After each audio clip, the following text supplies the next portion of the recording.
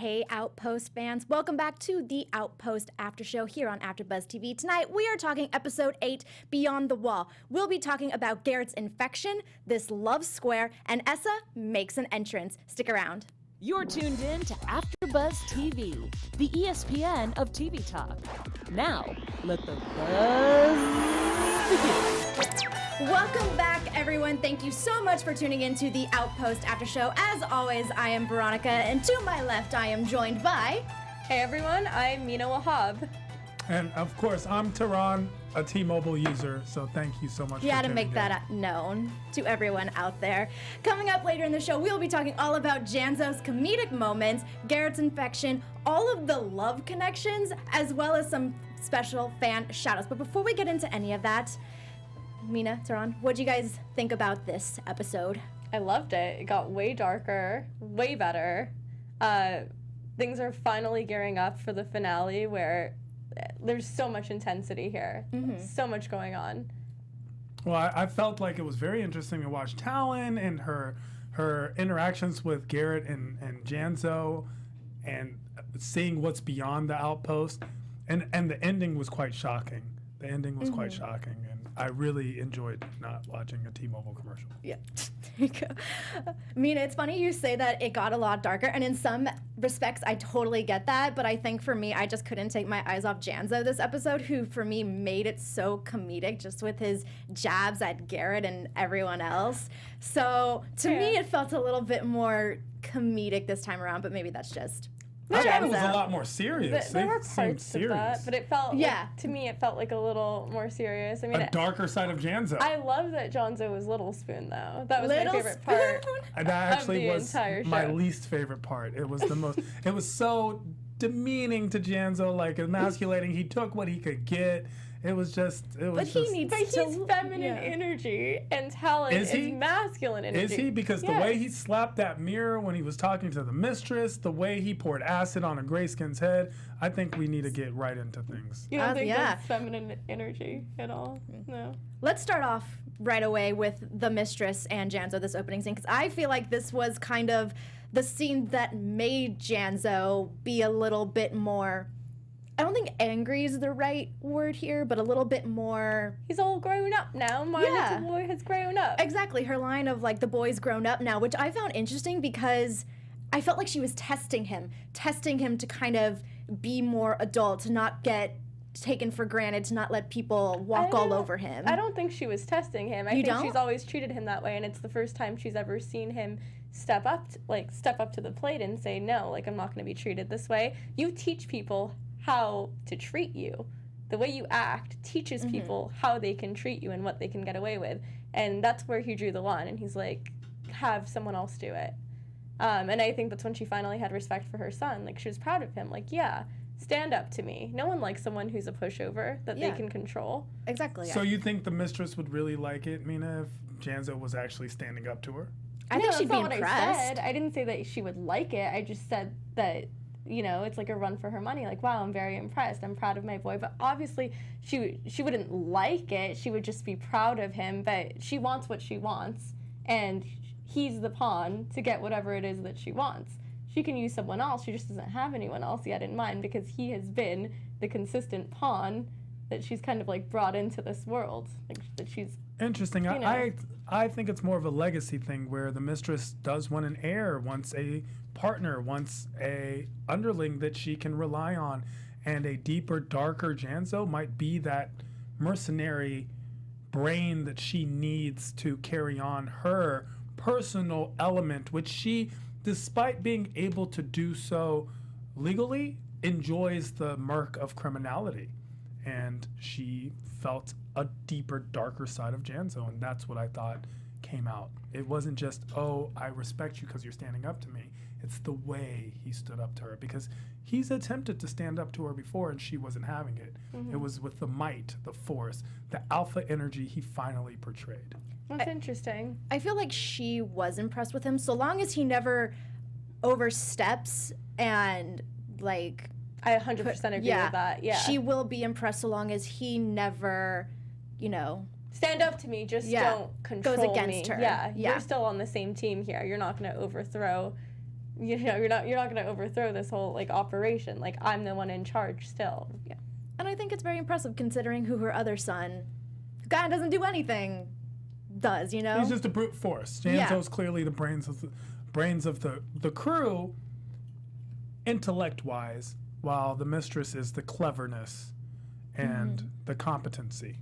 Speaking of the brains, after the scene, Janzo obviously goes down to the basement where he finds Garrett, and of course, being the brains, it kind of all falls on Janzo for the most part. Everyone's telling him, you need to find a cure. You need to find a cure because Garrett's like, I'm infected by a plagueling, you just need to kill me.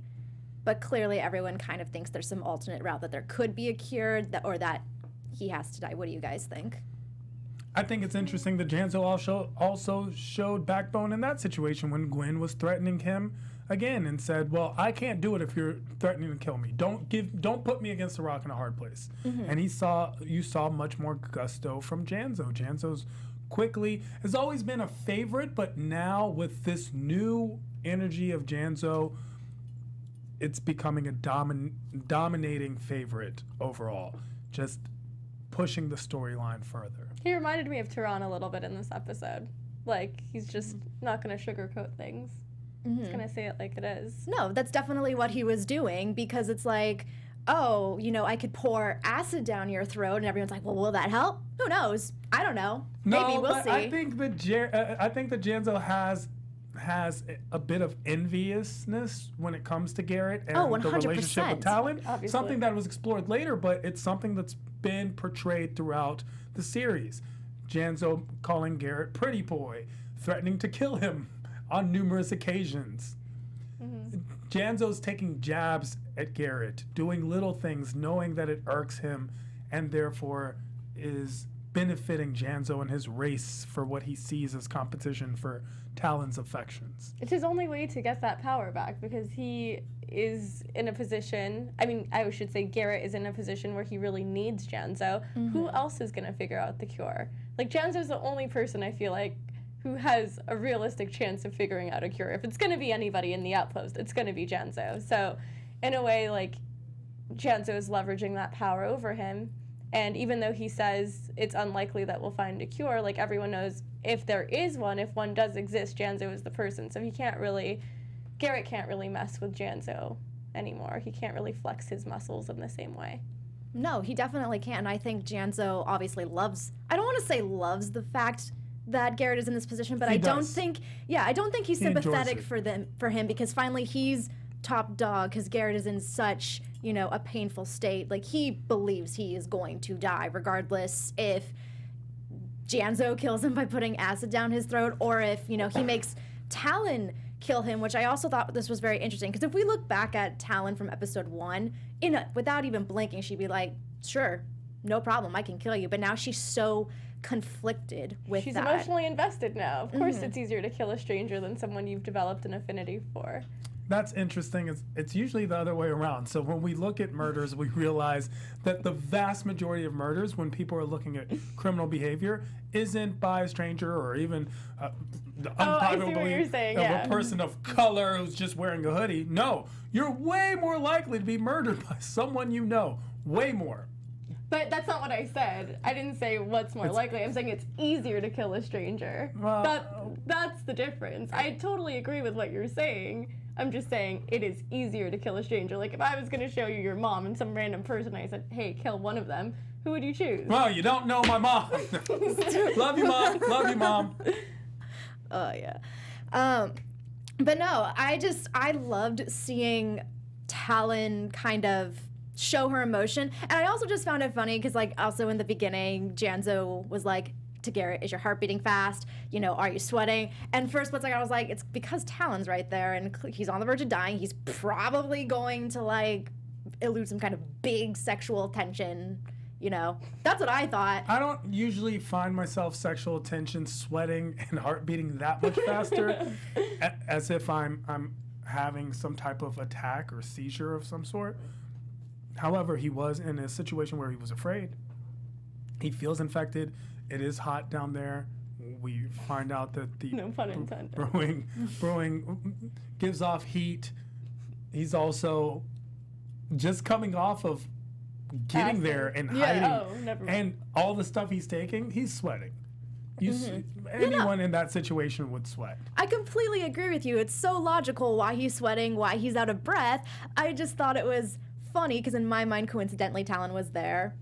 No, Maybe. I get that. I definitely think that when you're nervous around someone, or especially with Garrett, I'm in a total agreement with you because I feel like when you're in a position where you can't be the alpha anymore because you're in a position of need, of course it's going to make you nervous. Like the dynamic has shifted quite a bit where Talon has to have like this caretaker role now, or at least she's stepping into that because she cares for Garrett. And Garrett still wants to prove that he is a man, that he can still fight alongside her and protect her. So I just feel like he is still, in a way, like nervous around her because he's not 100% at his best in terms of his health and his vitality. So I feel, I do think his heart is racing fast. Or maybe around he's Talon. just infected It's by both. a plague link. It's Maybe both. his health, it could be or he both. could have the flu Porque or malaria no or whatever los dos. else this outpost of disease Has. offers. But also in that moment, not only is he probably having some kind of feelings for Talon, especially because he thinks his life is ending, he also says, I need to go say goodbye to Gwen. And the exchange between Talon and Gwen, I don't know about both of you, but I really love that exchange, especially just because like in shows sometimes these days they tend to sometimes pit female characters against each other, but this was not the case. Like from the beginning they were complete opposites, but despite everything that they went through in the last couple of episodes and not really having the chance to, I guess, talk it out, not that I feel like that would be their option or like what they would choose to do, I just thought this was such a sweet moment between the two of them and such a mature moment as well. And I do think that in general, women try to, show what they have in common with other people. They're always trying to like show how they relate to each other. And I liked how Gwen did it where she's like, we're not really different. And she came up with all these reasons, like both our families were murdered. We both have a destiny that includes death in our future. We both have feelings for Garrett. And then she goes on to add, we can figure that out at the end of this. Kind of like, hey, she didn't say like, stay away. She's like, we'll figure it out together. So she really values her as a friend. And I respect that. I thought it was very, it wasn't the norm of things that we normally see in that type of like love triangle, but it was a very refreshing thing to see. It was such a mature take for Gwen to just tell Talon, I can tell you have feelings for this man that I am also in love with, but we're not going to let that get in the way just yet. We got bigger things to deal with. And so I love that was her mature response. What do you think, Tehran? Well, Gwen's obviously matured very quickly since the knowledge of her queendom has come about.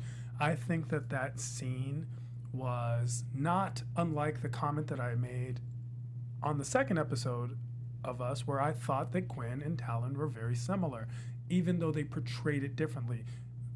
Opposite ends of the rainbow, but the same color. There's a kinship between them that existed from the beginning, and they just balance each other out in that manner. And Gwen put it and placed it and said it perfectly when she expressed it to Talon. I do not think that Gwen would give up Garrett very lightly. I think if Garrett played his cards right, He could get both? Is that what you're trying to say? I just think that that Garrett, would not, listen, that no. hug was there. If someone at home was not expecting a little more than a hug, you're fooling yourself. We were hoping for something. There could have been a spark, and we don't know specifically. Maybe Talon and Gwen end up together and cut Garrett out altogether. We don't know how it plays in the Outpost, but I did like Gwen saying something. We're both one of the few women at the Outpost, and that's true. We haven't seen a lot of women, and it must be a situation where it's being a minority in a situation like that. There is a camaraderie that happens. You know So what else? good. I love that Gwen did the exact same thing again to that prisoner. Oh, That- yeah, that her was the best. 'Cause manipulation. I was just like, at this point, that's why I started laughing. I was like, at this point, is this just going to be like a theme that she does whenever she wants to get something? Is it manipulation or is it complete authenticity? Because I interpreted it as authenticity. I just thought it was so funny that like a couple scenes after, she was like, you and I, we're not so different, prisoner. we both want revenge. We both have the same end goal. And I was like, is she gonna go through a list again? But she's smart. She's very smart. Know what she she's uses doing. her tools. The way Talon uses her fist, Gwen uses her brain, and she can be manipulative. And Talon's a very good fighter, and they're both able capabilities to have in a situation where something dangerous is possibly occurring. Gwen is playing a giant chess game, and I feel like she's the chess grandmaster at this point. She's very smart. I do want to say that I commend Gwen's acting. I've always really liked Jake Garrett's acting. His presence on the show is undeniable. And Jessica Green, Talon's acting has increased, and it's significantly definitely better. Much better. She's way more comfortable in the role of Talon, and the writing has increased. In fact, the show has become a large fan favorite. So we're all hoping and rooting for a second season. So if you're out there listening, CW, we are looking for more from the Outpost. It has definitely grown on everybody.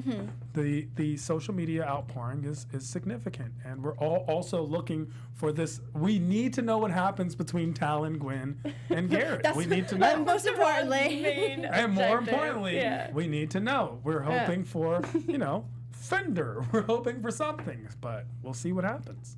We definitely hope to see what happens. There's also another love connection this episode that we find out about. But before we get into that, Tehran has a very special announcement for all of you. I just want to let the AfterBuzzers all know our network produces after shows for nearly all of your favorite TV shows. From dramas, reality TV, sci-fi, and more, there is no network that works harder to serve television fans. But we need your help. We're asking that you please subscribe to one or more of our YouTube channels. By subscribing to our channel, YouTube will suggest content that's tailor-made for you, and you'll help AfterBuzz continue to grow. That's us. We need your help. And if you're worried about pesky notifications, don't be, because they are optional. So hit that subscribe button now for this channel and check out our other AfterBuzz YouTube channels as well. And let us know you did so in the comments below. We love hearing from you. We'll thank you on air. For now, thanks for being the best fans and for helping us be the ESPN of TV Talk. Thank you, Tehran. All right, so this other love connection, we all know from previous episodes that Withers and the Mistress had a sexual relationship, but now we basically find out he cared for her. She chooses his words carefully in that he doesn't say he loves her, but he cares for her. What do you guys think? Well, such a lie? Another time I had brought this up when they were in bed and he had made a mention and there was a little extra empathic, emotional connection from his point of view, if nothing else. And we see it's reciprocated because the Mistress is looking out for Withers. She does it through actions, which we see often. Even with Janzo, we see that the Mistress is not as able or apt in showing love, but clearly has affection or care for Janzo and her children. She sticks up for them, she stands up for them, and even though she at times demeans them, if someone else did, she would clearly protect them, as we've seen in the past. And that there is a connection between Withers and the Mistress, which is an emotional bond, whether they want to admit it full-heartedly or not. Well, he's definitely looking out for her in this sense because the mines have all of these tunnels that, I think it was mentioned that she's using it to smuggle in contraband to the outpost. And if he were to escape and use those tunnels, he would put her in danger of getting in trouble with that. And so obviously he goes against his freedom to protect her. So clearly he loves her. He doesn't just care about her. He loves her. If he says anything else, it's a lie. Love is so... Yeah, it's all about perception. Yeah, I guess. There's a love. There's a definite love. There's a difference between loving someone and being in love with someone, and I feel like people don't understand the difference. You can really love someone and do anything for them and really care about their well-being. That's different than being madly in love with someone. It's just not the same. So would you guys say he's in love or he just loves her? I think he loves her. Just loves her? That's what I think. I can agree with that. No, I definitely... He's still loyal, though. Yeah. Doesn't mean he can't be loyal. I agree with that. I think he's got a lot going on, but I do agree with both of you that he has a soft spot for her. He cares about her. He loves her. He wants to look out for her, just like she has always looked out for him. So is Jake in love with Gwen or Talon? Ooh. I don't think he knows. So how would I know? I think he knows. I think he's in love with Gwen, but he has a lust for Talon that... That's a great way to put it. When you said people don't know the difference between being in love and loving someone, I think they do. What they don't understand is that love and monogamy and only one person, there is no magic wand that flails when you're in love and now you're no longer unattracted to other people. Actually, but anyway. What is this magic wand? I don't know. I think we know. I just don't think we should say on air. I don't think there is. There's no concept of just, hey, I'm only in love with one person. I don't believe so. So he's an Aquarius, guys. Just so that you know. What, to be possibly? So you're saying that when you're in love with someone, you are now no longer attracted. You're no longer human. I didn't say that you're not attracted to. So you can't be in love with more than one person at the same time. You can, but there are people who would close themselves off to even feeling that with anyone else. Like, you can be attracted to other people, but if I'm in love with someone, I'm not going to let it get to the point where I start developing feelings for somebody else. That's a very interesting concept, because even in the quest of humanity, monogamy is a very new concept in our overall perspective of what humanity is. And so while we feel that monogamy is the only way to be, it's clearly not. It's not something that's apt in our brethren or even in the animal kingdom, and it's something that it can be a natural instinct, but it can also not be. You can clearly be in love with more than one person at the same time. You can. I'm not arguing that you can. I'm just saying, I'm speaking from my personal experience. I would never I understand. Yeah. Who hurt you? No one hurt me. Who hurt you, Mina? Let's get to the bottom of that. that. The host has wandered off the subject. Please return at once. So, there we go. So there's a sign of that. Anyway, so yeah, no, this episode really brought it with this love square between Talon, Gwen, Garrett, and Janzo. Because, during this whole sequence, Talon is finally able to discover that she found where the Book of Names is. And of course, Garrett's like, I'll go with you. He has, he thinks he's going to die anyway, so might as well go with her. But I love how Janzo just finds a way to insert himself into that duo. He does not want them to go off on their own, but he makes a valid point that he's the only one who can transcribe everything. I felt like Hermione, Harry, and Ron. Ron all over again. With Ron getting jealous of Harry and Hermione's relationship. So it just, I don't know. It was interesting. I liked seeing the three of them together. It felt like each of them had a specific thing, a specific type of talent, and a way of saving each other. So, a role to play in this quest. they all had something valuable to bring to the table, and if one was gone, everyone would be gone at that point. Everyone helped each other survive. Yeah. I really, in the past, Janzo has always kind of been the one that was very nervous and scared when going outside the outpost and needed protection, whereas Garrett and Talon were very brave and courageous in fights. But this episode, Janzo saved them, and I found it so funny that, Talon and Garrett are kind of knocked out. He pours acid on the Greyskin's head, and he's like, you just took down a Greyskin, but your ankle hurts. You're sad, your ankle hurts. I just thought it was very funny. Again, I felt like I was watching a lot of Janzo, watching out for him. I was very proud of him this episode with just how he was coming in with these comedic moments. Well, Janzo's done this before. He protected Talon in the last episode. We see Janzo comes out and is the hero often. He's just the unknown hero or the unrecognized hero. But there's no difference. And I liked your analysis that it's kind of a Harry Potter-esque situation with the three friends, compatriots each one playing their role. And then before that, I was going to actually make a comparison to being in love with two people at the same time, like in Hunger Games. So I see a lot of comparison to a lot of mythology. And we got to see a lot more mythology in this episode as well, which I really instinctually like from this series. And then, of course, there's so much tension towards the end of their journey after the whole Greyskin debacle. As Mina pointed out earlier, Janzo was Little Spoon, and he was just taking what he could get because Talon wanted to get back at Garrett. I don't know. Talon likes them both.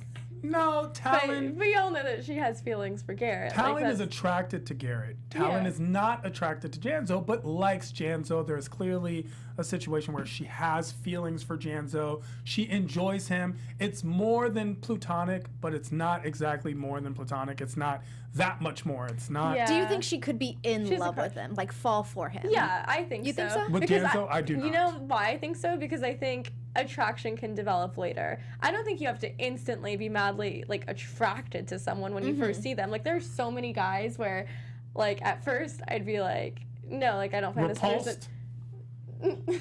No, just I mean, yeah. I mean, honestly, yeah. There have been times that I've been completely turned off by a person, but once I like really get to know the core of who they are, then I'm attracted to them. Or there's like an intellectual connection, or there's some sort of chemistry. So I think that with Talon, I think that can grow over time. I see a pattern with men where they have to be attracted in the beginning. For me, I feel like, you know, and for a lot of women, I think attraction can grow over time. It's not true for everybody, but for me specifically, I can only speak about myself. I definitely think that it can grow with time. But as that attraction grows, you know it grows on the male side, resentment. Because the concept is, I did all this, and you, like, if you're Janzo, you did all this, and there was the thing with Garrett first, and now me. And even though I know you like me, but I'll always be worried about Garrett because there was an instant attraction and animalistic. And Talon shows it off in front of Janzo, which I did not think was nice. I didn't like You know that. that Janzo likes you. Yeah, that was wrong. You know, everyone knows, even Withers and the Mistress know, Janzo likes Talon. So, attempting to kiss Garrett in front of Janzo and then going back to him as if he's stringing him along. Exactly, and he's second coming, and it's unbefitting. It's just not fair to Janzo at all. Simply because if you have a stance, take it. And if you don't feel comfortable, she should be able to dictate how she feels and play it along. I don't think it would be okay if a guy was doing that to a girl either. It's just not nice. Yeah, I agree. It's hurtful. With what you were saying, Tehran. I hope that Talon doesn't continue to string Janzo along. I hope this love square Unless Janzo likes it, sorts and then itself I don't know. out in a more it's fun. positive It's light. fun to watch. But let's get to the point that you, Tehran, made earlier about the ending, which was pretty shocking. But before we get into that, I just want to take a moment to remind everyone about us on iTunes. Of course, you can always catch us on YouTube, but you can also take us with you on the road on iTunes. So please go rate, review, and subscribe. And just like YouTube, we love seeing your comments. It lets our producers know that you are with our show, that you love this show, and we get to keep doing it. So please definitely go there and listen, rate, review, and subscribe.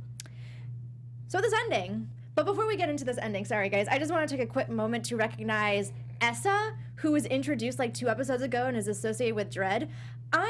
They keep teasing her, but I want them to do Is that something. the little kid? No, that's like the girl. With girl the curly hair, who's eating the raw meat for no reason? Yeah, I want them to like, they teased her that she's probably like this great warrior, and I wanted them to do more with her since they introduced her a couple episodes ago. But Can I say something very quickly about this? Yeah. I know that the CW people and the producers and everyone on the show watched the show, and there was a critique that I made that there weren't enough people of color on the show. And whether they took the note or not, I know the show was already done, but it's so nice to see different people of different shades on the show more and more as the season goes on. I really want to just let you know that we appreciate it. It's very nice. I feel included. Thank you. Yes, definitely. Thank you. I'm sure we all love seeing that. And like you said, Tehran, we keep seeing it a little bit more as the series is going on, which is And it's very great. organic, which is cool. Yes. It's an organic progression. It's not, oh, we found the mudbloods and they're the, you know, it's just a natural progression. Yep. So. I just wanted to give a quick shout out to her because, again, she looks like such a great character, and I hope we get to learn more about her, at least in the next episode. She seems amazing. We have to. And they just keep teasing her, so I really am excited to learn more about her. And the kid. Is no one else freaked out by this kid? Can we not talk about how freaky this kid and her eyes are? If this was my kid, I'd have to be like, what are you doing? I'm calling an exorcist. Something that's clearly possessing you. Well, she's obviously traumatized by the actions of her father. It's got to be Do you think that that's his daughter? Yeah. I thought so. Or wait, is that his, I mean, I could see It's it. some type of oracle. She's clearly some type of oracle. Because of her eyes?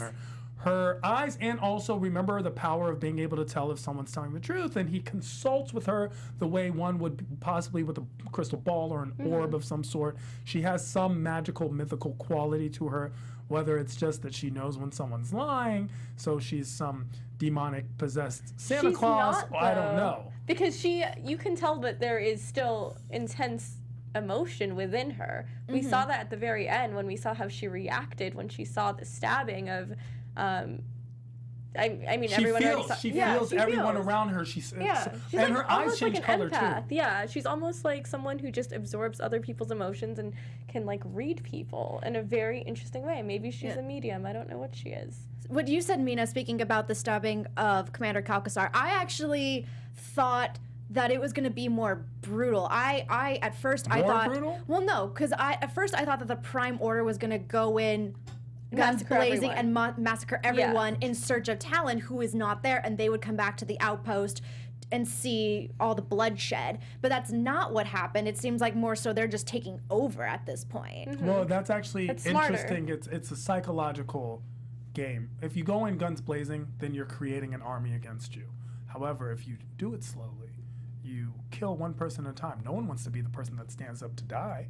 So that's how you get everyone in line and in order. It's actually a form of dictatorship to do so, and we see this unfortunately politically in the world, is where you do it slow, and that way it seems like it's a natural progression of things and everyone just falls in line. It's not so much pain people are as afraid of as the thought of pain. That's a very interesting point. I totally agree with that because I think we psych ourselves out more than the actual experience of what's to come. Not that That's pain why doesn't hurt. It does but hurt, being but it's like told you were gonna- anticipation is always worse Exactly. than the actual, present product. And there's so many parallels with Harry Potter. I feel like Voldemort did that Deathly Hallows Part 2, where one by one he was bringing people over from, there's good versus evil, bringing people over one by one, and brings Malfoy over with that awkward embrace, and then slowly one by one getting more people. So it's a common theme in these types of shows. There's definitely a lot that happened this episode, especially because I felt like it gave, a little bit of screen time to every character thus far. Any final thoughts on this episode? Yeah, I think my favorite part about the episode actually happened in the very beginning. I mean, other than the spooning part. That was one of my favorite scenes. But there was a really interesting, there was interesting commentary made at the very beginning with Janzo and his mom. And he was basically saying we shouldn't be getting Calypsum from the Greyskins when they want to exterminate us. And you just see like this interesting, like huge personality differences between Janzo and the Mistress, where the Mistress feels like the source doesn't matter, it's the product that we're looking for. When Janzo has like, I would argue that he has a stronger moral compass because he doesn't believe in, supporting someone and supporting their product when they're doing bad things in the world or when they're your enemy. And he kind of like believes in boycotting that in a sense. That's interesting. I had the exact opposite sentiment about that.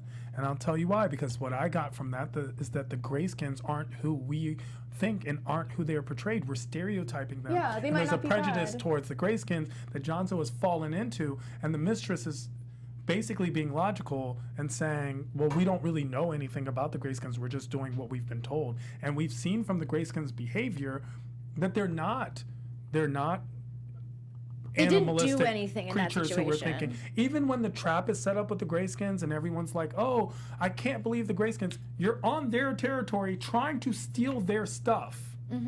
I'm sorry, you're in the wrong, no matter even if we feel that you're the heroes of the situation because you're presented to us as the protagonist. But the concept is we don't know what the Greyskins want. We don't know what their motivation is. We don't know how their society is set up. Just because they look different than us doesn't mean they are different than us. Yeah.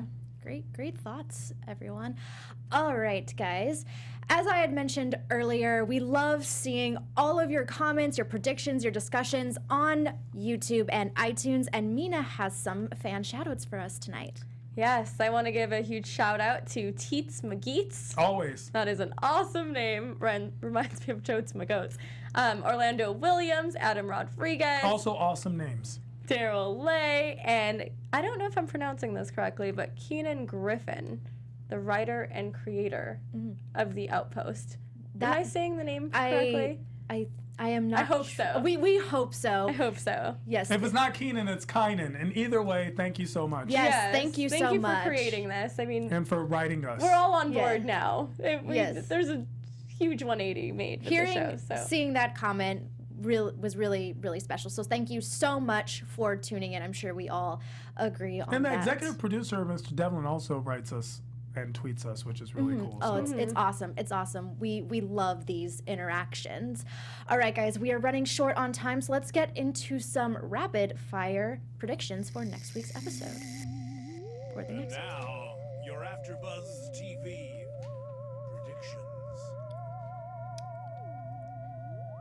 I still think that this new Calypsum is going to be the cure for the Plaguelings. I think we're going to get more Dread and Essie, since they've kind of been teased in the last couple of episodes, but I think next episode we're going to definitely get a lot more screen time with them, which would be awesome. What do you guys think?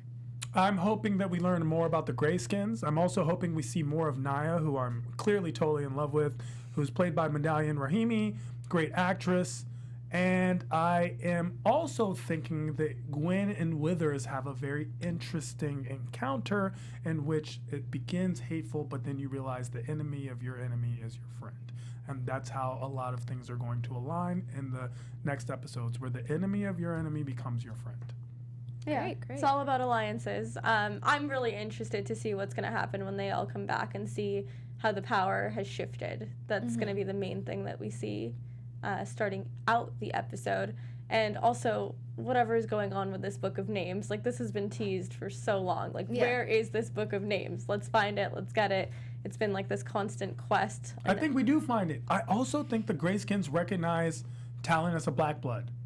And that changes the way they treat her. Yeah, they probably treat her better because she's a minority. Well, I think she's also part of the enemy of my enemy, as my friend says. Yeah, that as well. Yeah. Yeah, she could bridge the gap between two different worlds. Oh my goodness. Yeah. That's what I was thinking. That's how I'm hoping it works out for Gwen and Jake, too. Talon just bridges this gap. Go on. Definitely. The last couple episodes, we've gotten a lot of teases with the Book of Names. Again, Dread and Essa. And I think the next two episodes, as it's starting to wrap up a bit, we are going to get so much more of all of that. So it'll be very interesting to watch. Unfortunately, that is all the time that we have tonight. Mina, Tehran, where can the fans find you on social media? You guys can follow me on Instagram at Mina Makes Magic, and please be sure to check out my recent interview from another CW show called All American. It's on fabtv.com. Well, you can find me at I Am Tehran all across the social atmosphere. Also, I'm at the Laugh Factory every Monday, Thursday at 10 p.m. Come check me out. And I want to say Shana Tova to all my Jewish brethren. Happy New Year. 5779. And I'm Veronica. You can find me on Twitter and Instagram at it's me, Veronica_V. You can also catch me Wednesdays on the Castle Rock After Show at 7 p.m. as well as Mondays on the Attack on Titan After Show at 8 p.m. Until then, thank you so much for tuning in, and we will see you next time. From executive producers Maria Menounos, Kevin Undergaro, Phil Svitek, and the entire AfterBuzz TV staff, we would like to thank you for listening to the AfterBuzz TV network. To watch or listen to other after shows and post comments or questions, be sure to visit AfterBuzzTV.com. I'm Sir Richard Wentworth, and this has been a presentation of AfterBuzz TV. Buzz you later.